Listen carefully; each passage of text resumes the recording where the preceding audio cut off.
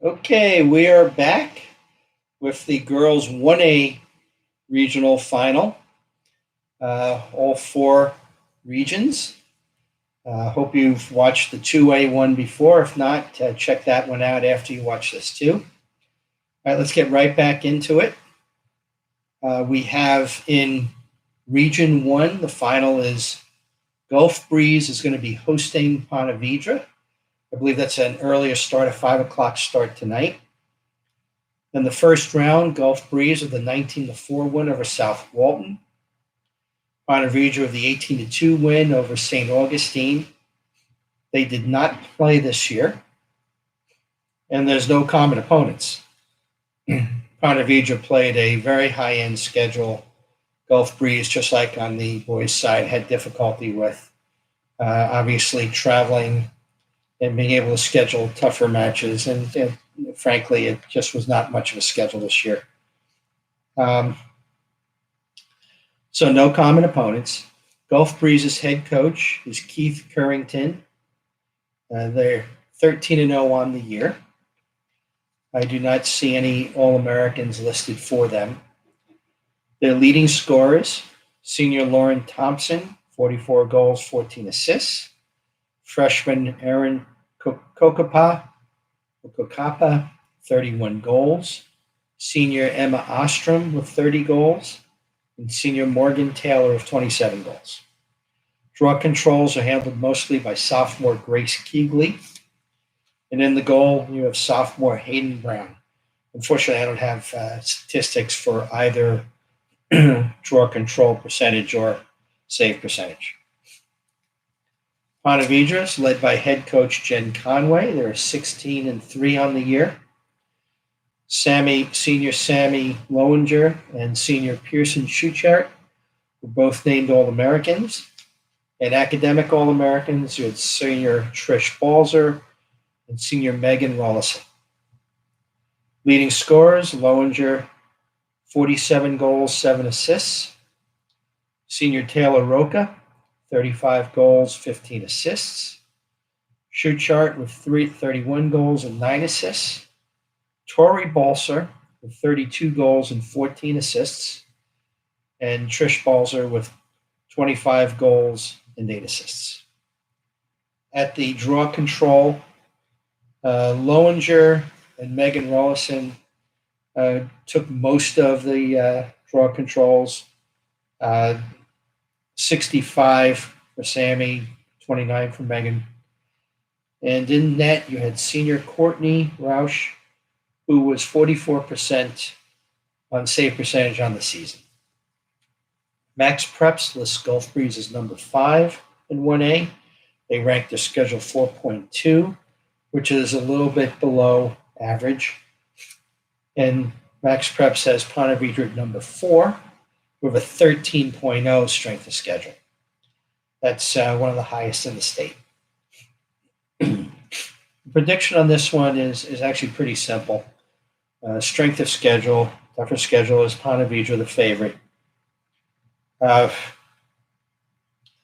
Close losses to Lake Highland and Vero Beach. The loss to American Heritage Delray. Gulf Breeze hasn't played anyone anywhere as close to those 3 games.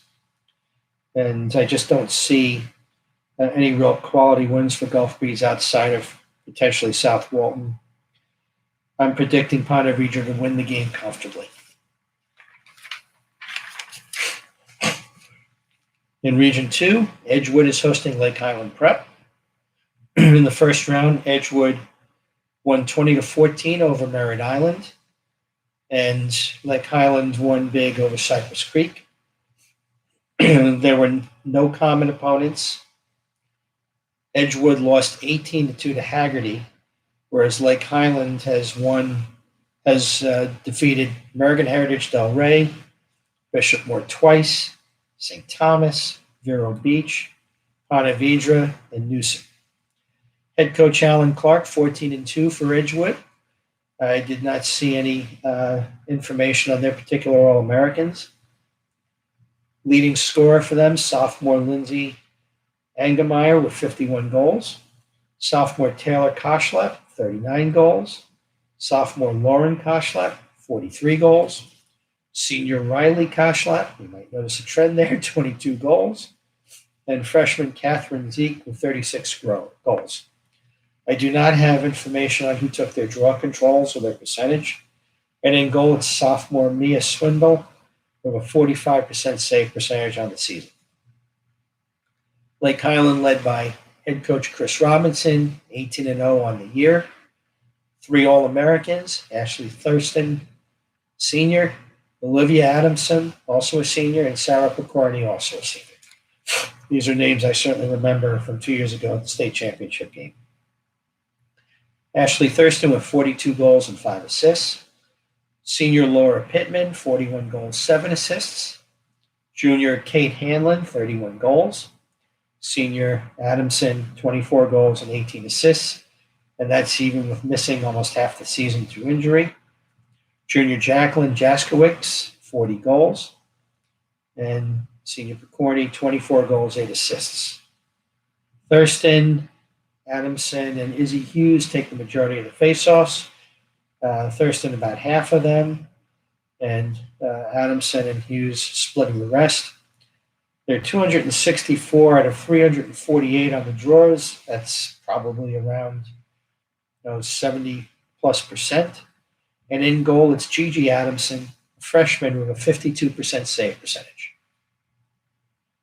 Max Preps has Edgewood listed as number 12 in the state with a slightly negative strength of schedule. And Lake Highland at number 2 in the state. Somehow they fell behind American Heritage Delray, even though they have the head-up win, and their schedule is ranked at 17.2. Pretty easy that Lake Highland will win this game easily. The youth of Edgewood, though, is going to gain some very valuable experience in a game like this. And let's see what happens with Edgewood next year, too, and see if there's carryover from this particular game. And the fact that Edgewood is hosting it is also nice, because I think that when the parents of Edgewood see Lake Highland in action, it'll sort of put in their mind what it is that they're really shooting for when you want to become one of the best teams in the state. By the way, I believe in Max Prep, both Heritage Delray and Lake Highland, I think, are the 2 top-ranked teams in America. Now, obviously, some of the northern schools are not playing yet, but that's pretty darn impressive when you consider that there are other states that have been playing pretty much many games already in their schedules. Okay, Region 3. This is a beauty. Berkeley Prep is hosting Community School. They played in the regular season. Community School with the 16-15 win on March 12th at Berkeley. I would have loved to have seen that one. In the first round, Berkeley actually knocked off St. Stephen's at the same 16-15 score, and Community School with the 22-10 win over Canterbury. Common opponents, they both played Out-of-Door Academy, both with 8-goal wins. They both played Riverview, basically the same spread. Both played St. Stephen's, Community School with a little bit bigger win.